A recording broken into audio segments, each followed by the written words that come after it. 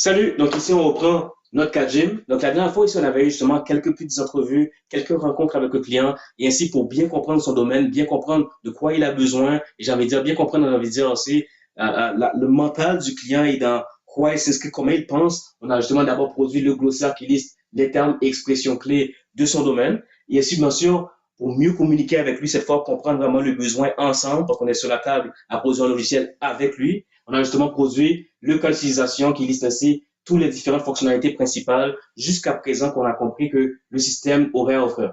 Donc, on a bien sûr aussi compris, donc, c'est qui les acteurs vraiment qui auront à interagir avec ce système. Donc, ici, on a d'un côté, donc, ce qu'on pourrait dire, les acteurs principaux, ceux qui vont vraiment ici l'utiliser vraiment pour leurs propres intérêts, j'ai envie de dire. Donc, ici, on a professionnels et membres, généralisés, bien sûr, par client, et en support, bien sûr, l'agent qui intervient dans tous les cas d'utilisation. Mais si on regarde vraiment nos qualifications ici, c'est quand même très haut niveau. Dire, oui, bien sûr, on arrive à communiquer comme ça avec le client, mais juste quelques bulles ici qui lisent donc ici des fonctionnalités, des cas, des objectifs qu'on aimerait remplir avec le logiciel. Ça ne nous dit pas vraiment beaucoup vraiment sur l'interaction et peut-être aussi même sur des besoins d'informations additionnelles. Et c'est là justement pour ça, pour comprendre ça, pour élucider bien vraiment ces cas-là et comprendre peut-être le besoin de nouvelles informations du client, qu'on va justement élaborer les scénarios qui décortiquent vraiment étape par étape comment on réalise chaque cas d'utilisation. C'est parti. Donc ici, les scénarios. Alors pour comprendre les scénarios, c'est vraiment, on peut passer aussi à l'analogie vraiment de la recette de cuisine. Right? Tout ça, je décris vraiment étape par étape comment vraiment passer des œufs jusqu'à l'omelette. Right? Donc ici, qu'est-ce qu'on va décrire? Simplement l'interaction entre les acteurs et le système. Enfin, les acteurs et le cas d'utilisation ici. Donc, comment ici, donc, par exemple, le client va interagir avec le système, accompagné de l'agent pour créer son compte. Comment le membre ici va interagir avec le système pour s'inscrire à une séance accompagné de l'agent. Donc ici, pour décrire ici en ce sens le scénario, on aura vraiment d'abord bien sûr le corps du scénario, on va dire ici, qui décrit donc ici étape par étape. Donc ici jusqu'à l'étape, on va dire si c'est 10 étapes, right? Donc 10 étapes comme ça qui décrivent donc aussi en ce sens chaque interaction. Donc ici par exemple, le membre qui va se présenter à la réception, l'agent qui lui demande les informations personnelles, et ensuite, bien sûr, on aura toujours un scénario, sera toujours rattaché à un cas d'utilisation. Donc, on aura bien sûr ici le cas d'utilisation qui sera ici en tête, juste pour vraiment, on va dire, décrire la chose.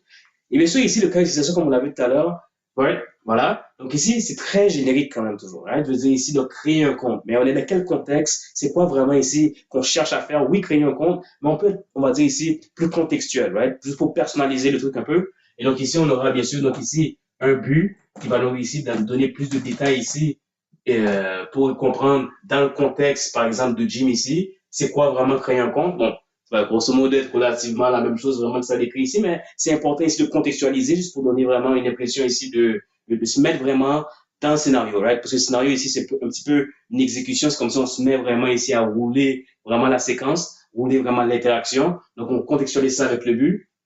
Et donc, après ici, on a ici le scénario principal. Donc, ici, c'est vraiment dire ici le scénario principal. Et donc, pourquoi principal? Simplement parce que c'est vraiment, on va dire, c'est ce qu'on aimerait vraiment qu'il se passe. Right? Ici, c'est le meilleur cas. C'est le cas vraiment où on n'a aucun pépé en route, où vraiment on arrive à produire, comme on l'a fait tout à l'heure ici, donc à produire l'omelette et on n'aboutit pas justement à ça. Parce que si on aboutit à ça, ben, c'est pas vraiment désirable. Mais on est quand même ici des ingénieurs, right? Et donc quand même, il faut être rigoureux, right? Et donc ici, on sait très bien qu'on n'aura pas toujours le scénario principal. On sait toujours qu'il y a quelque chose qui pourrait arriver en route. Et c'est pour ça justement qu'on va élucider à différents endroits ici. Donc ici, les scénarios alternatifs. Donc ici, les scénarios alternatifs qui peuvent décrire par exemple au 3.1, ici on va dire 3.1a, voilà qu'est-ce qui se pourrait se passer. Et là, en fait, en 3 à 1, en 3 à 1, ici qu'est-ce qui pourrait se passer, en 3 à 2 qui découle ici de 3 à 1 et ainsi de suite. Bien sûr ici, alternatif au sens de qu'est-ce qui pourrait se passer, mais aussi bien sûr aussi pour gérer donc ici les erreurs aussi, simplement pour dire que ah ben quelque chose d'inattendu s'est produit et donc il faudrait ici dans ce cas-là arrêter le scénario. Donc avec ça, on a justement le scénario principal qui décrit étape par étape ce qui se passe en meilleur cas et rattaché à ces différentes étapes du scénario principal, on peut élaborer des scénarios alternatifs qui présentent donc ce qui pourrait se passer d'autres, on va dire ici, ou bien sûr aussi comment le système réagit face aux erreurs, donc comment l'interaction se passe en ce temps-là. Donc, pour finir, bien sûr, on a ici, en entrée, on peut, et en sortie ici, mettre des préconditions, ici, et nos post-conditions. Et donc, précondition, post-condition, c'est quoi, pourquoi? Simplement ici, précondition, ça décrit donc l'état du système avant qu'on commence le scénario. Right? Ici, donc quelque part, toutes les assertions, tout ce qu'on assume qui sera vrai quand on commence le scénario. Donc ici, peut-être ici, à créer un compte, on n'aura pas besoin de grand-chose, mais on pourrait dire ici, pour toutes les autres opérations qu'on aura à faire au gym, il faut d'abord assumer que la personne vraiment a un compte. Right? S'il n'a pas de compte, ben, on peut même pas vraiment dire qu'il aurait pu faire tout ça. Donc, ça, ce serait en précondition. Et même aussi en post-condition, on pourrait s'imaginer, par exemple, un système où on crée un compte, et puis après, bien sûr, ça crée quelque chose dans une base de données, ça produit peut-être une carte. Donc ici, en post-condition, on pourrait dire ici, donc le membre est ajouté en base de données. Right? Donc ici, c'est dans quel état on laisse le système. Donc précondition, dans quel état est le système juste avant, puis après, on roule le scénario, et après, dans quel état je le laisse, là, j'ai la post-condition. Donc, pour finir ça, simplement, bien sûr, quelle utilisation, but, mais qui sont nos acteurs, right? Qui intervient dans tout ça. Donc, ici, on aura ici donc nos acteurs qui seront regroupés vraiment en ce sens en acteur principal et acteur secondaire. Ici, secondaire, on va dire, et principal. Juste pour bien comprendre ici, l'acteur ici principal, c'est lui qui va commencer le scénario. On va dire ici, le scénario répond à ses besoins, c'est ses intérêts qui sont en jeu. C'est lui, on va dire, qui guide, on va dire, donc l'interaction ici. Et secondaire ici, qui vient en support. Donc, on peut déjà le comprendre ici. Secondaire sera l'agent. Donc, voyons ici, dans le cas de Jim ici, certains scénarios. Donc, premier cas ici, simplement, créer un compte, right? Donc, créer un compte, c'est vraiment comment obtenir sa carte de membre. Donc, comme ici au Simpson, comment obtenir ici la carte du Simpson qui nous permet d'accéder ensuite au Simpson et donc ici, par exemple, plus généralement, à notre centre gym. Donc, bien sûr, ici, comme je disais vraiment, le truc, c'est simplement ici de se dire, je me mets dans la peau vraiment, je fais comme si je m'en vais moi au gym, juste pour comprendre vraiment comment l'interaction va se produire. Donc ici, bien sûr, notre cas d'utilisation sera ici création de gym. On pourrait dire ici, donc, une personne voudrait donc ici créer un membre pour profiter des besoins du gym, juste pour contextualiser un petit peu la chose. Et donc, bien sûr, nos acteurs ici principaux, ben, on va dire c'est le client. Donc ici, ça pourra bien sûr se transformer en un membre ou un professionnel. On va dire simplement ici, donc, client, pour généraliser la chose. Et en support, comme acteur secondaire, on aura ici, bien sûr, l'agent. Donc, est-ce qu'on a vraiment ici des préconditions? Je veux dire ici, simplement, n'importe qui peut, on va dire, devenir ici un membre du gym. Donc, on n'aura aucune et on peut déjà commencer dans le scénario principal. Le scénario principal, bien sûr, va ici, on va dire, aboutir sur un succès. Donc ici, la création vraiment de la carte et lui qui obtient sa jolie carte du gym et son numéro unique de membre à 9 chiffres. Et donc, comment ça va se passer?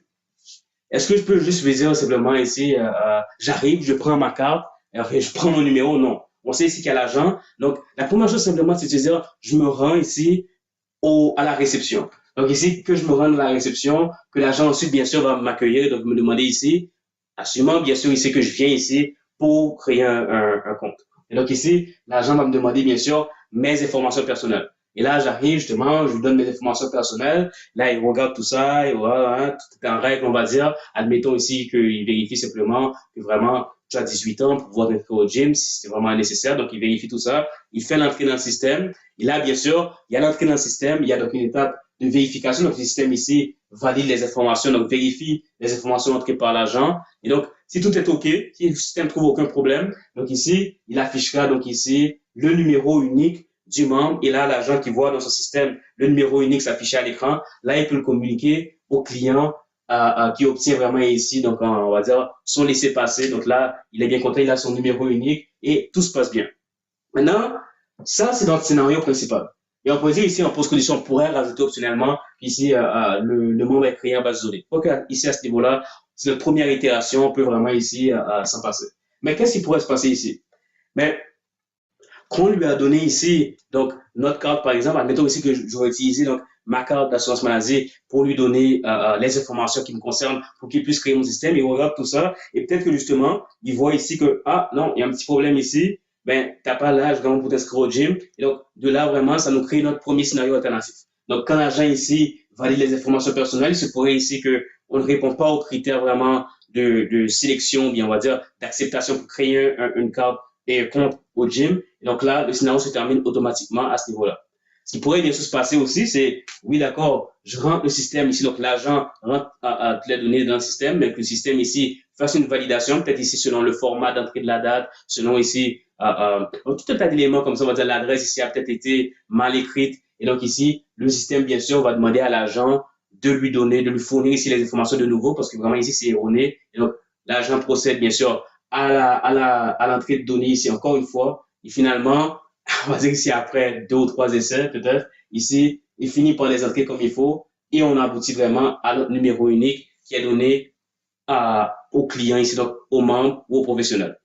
Donc, ça ici, c'est pour le scénario de création de compte. Donc, maintenant ici qu'on a un compte, donc ici, le professionnel et le membre peuvent bien sûr créer un compte, donc on a généralisé justement avec le client. Donc là, avant même de parler ici donc de soi-même ici, on va dire qu'on soit ici le membre, d'accéder à un service et donc une séance, il faudrait d'abord bien sûr que ces séances existent. Et donc là, on va voir justement le cas ici du professionnel qui va donc créer sa séance. Alors, le professionnel ici, comme le membre, pour créer la séance, il aura besoin de l'argent. Right? Donc ici, on peut déjà identifier nos acteurs ici. C'est l'agent secondaire et bien sûr le professionnel. C'est lui qui en profite, c'est lui qui donne la séance. Et donc ici sera donc l'acteur primaire. Donc ici, l'objectif ici, le but est très clair. C'est vraiment ici donc de créer une séance pour un service existant donné à Jim. Et donc, on se présente ici à l'agent pour créer ici, donc ici, la séance. Et là, il faut se dire vraiment ici, je me présente. J'ai donc passé, on va dire ici, donc, une frontière, right? Ici, une barrière, une porte quelconque. Et donc, comme on a vu justement dans le diagramme de cas d'utilisation ici, on a un include. Et donc, ça devra aussi être complété, bien sûr, dans l'élaboration de notre scénario. Donc là, la première chose vraiment en réalité qu'on fait pour commencer ce scénario, c'est de dire ici donc, que le professionnel accède au gym. Et donc, ça nous amène un petit peu au petit cas ici qui sera utilisé un peu partout ici. Donc là, on peut dire ici qu'on soit membre ou professionnel, on aura toujours besoin d'accéder au gym simplement pour accéder ensuite à tout le reste des opérations faites via l'agent. Et donc là, on se présente ici à la réception, que l'agent nous demande bien sûr notre numéro qu'on a reçu lors de la création du compte. Et là, on donne justement notre numéro. Il y a bien sûr la validation. Donc ici, on a les scénarios alternatifs au quoi que soit la donnée soit mal entrée, ou bien sûr ici, il y a le cas ici que ben, ta carte est suspendue, peut-être t'as pas payé ou quelque chose comme ça. Et donc là, ici, on a ce cas-là ici qui veut que justement le numéro n'est pas valide, ou en tout cas, le compte est bloqué pour une quelconque raison et donc l'accès est refusé. Donc maintenant, si on revient à notre cas ici, donc de la création de services pour le professionnel, donc là qu'on a maintenant entamé la première étape qui est donc l'accès au gym. Et si ça s'est mal passé ici, il faudrait donc prévoir ici des scénarios alternatifs qui terminent qui terminent totalement donc, la séquence.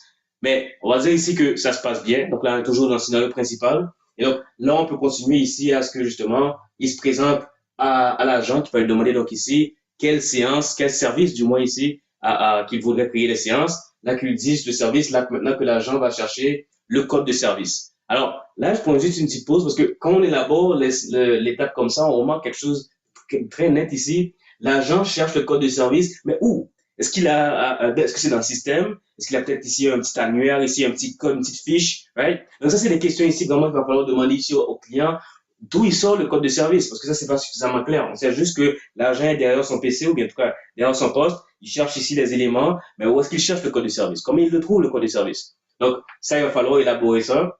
Et donc, là, on va dire ici qu'il trouve le code de service. Il fait l'entrée ici de tous les éléments de la séance. Donc ici, la récurrence, date et jour, et bien sûr, le service rattaché de même que le professionnel. Et puis après, bien sûr, on communique tout ça au professionnel. Alors ici, on a encore une fois les classiques ici, scénario alternatif qui présente ici. Donc, qu'est-ce qui se passe vraiment ici? On va dire s'il y a une mauvaise entrée, ou bien du moins si le service n'existe pas. Et donc, là, il va falloir ici, en ce sens-là, vraiment réagir face à cela.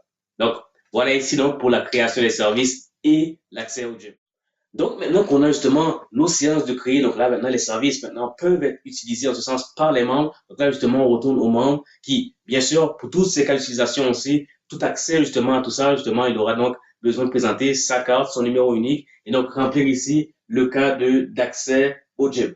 Alors bien sûr ici dans ce cas-là, vraiment c'est pas bien compliqué ici, donc l'acteur principal ce sera le membre et l'acteur secondaire l'agent. En fait ce sera toujours ça relativement ici, simplement l'acteur principal change du professionnel au membre. Donc là qu'on accède au gym, là le membre justement va demander à l'agent quel service est disponible. Right? Ici, donc j'aimerais ici m'inscrire je sais pas, au badminton ou bien qu'est-ce qui est offert en ce sens. Et donc, là, l'agent va justement lui présenter donc ici les services disponibles. Et donc, là, déjà, encore une fois, on voit ici ce genre de requête-là, comment l'agent vraiment fait pour répondre à ce genre de demande-là, comment il se dit ici que il les connaît pas par cœur. C'est pas comme si il arrive et puis il apprend tout par cœur chez lui, puis il arrive, right?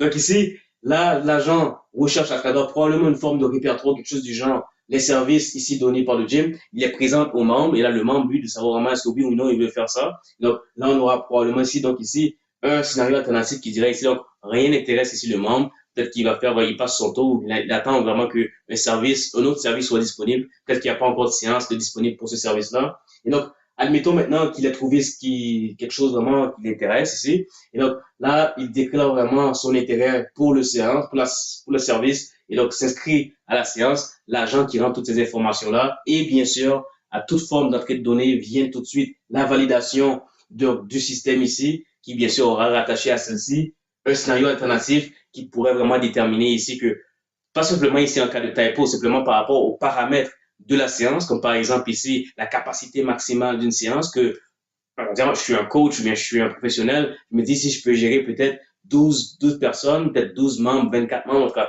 un certain nombre. Et donc, au-delà de ça, je ne peux pas gérer. Donc, je délimite ici ma séance à 24 membres, 24 participants.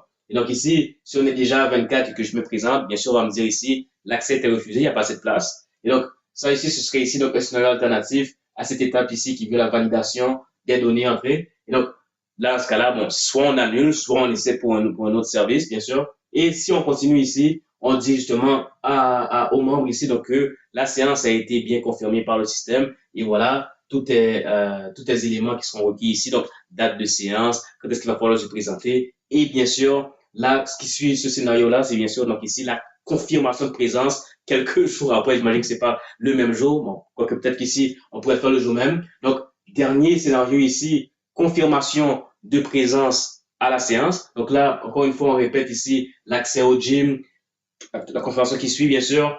Et donc là, principalement, cette question ici, c'est simplement que le membre vient demander à l'agent ici, ou du moins indique à l'agent le service auquel vraiment il s'est déjà inscrit. Donc la séance à laquelle il s'est déjà inscrit, l'agent qui confirme tout ça, et bien sûr, le scénario alternatif rattaché au quelconque vraiment information ici, comme simplement que la séance entrée vraiment ici n'existe pas. C'est pour ici qu'il ait mal compris vraiment de quelle séance il s'agirait. Ou, pire des cas ici, c'est quelqu'un qui tente sa chance et en réalité qui n'était pas inscrit à la séance. Donc, ça, c'est ici le genre de scénario alternatif, de genre vraiment de cas un petit peu vraiment, clairement, c'est pas idéal, mais ça pourrait arriver. Ça arrive parfois vraiment ici au gym. De quelqu'un ici qui n'a pas pensé, mais il tente sa chance ici pour entrer vraiment et profiter bien sûr de la bonne séance donnée par notre très cher professionnel.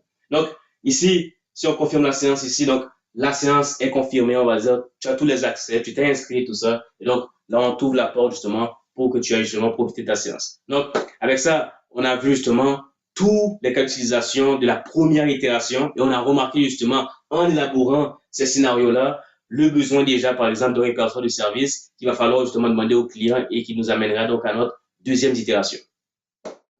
Donc, voilà ici pour les scénarios ici. Donc, l'avantage, j'ai envie de dire, du moins en tout cas, l'intérêt réel de la chose aussi, pourquoi faire les scénarios, parce que justement, dès qu'on commence à rouler des séquences, c'est comme ça, la grande majorité des choses, on s'imagine le plan, mais dès qu'on roule la séquence, il y a certaines choses vraiment qu'on ne pouvait pas avoir vraiment à un trop haut niveau, simplement en s'imaginant l'objectif ou bien qu'est-ce qu'on désire faire. Et vraiment, quand on roule la séquence, on voit vraiment mieux, c'est quoi vraiment les besoins, on comprend aussi mieux l'interaction ici. Et donc, comme là, par exemple, ça nous a permis d'élucider le besoin ici d'un répertoire de services qui sera justement spécifié par le client et qu'on verra à la prochaine capsule. En plus, bien sûr, de notre analyse qui va vouloir vraiment, cette fois-ci, une vue plus dynamique du scénario, une vue plus dynamique, on va dire ici, donc, de l'interaction.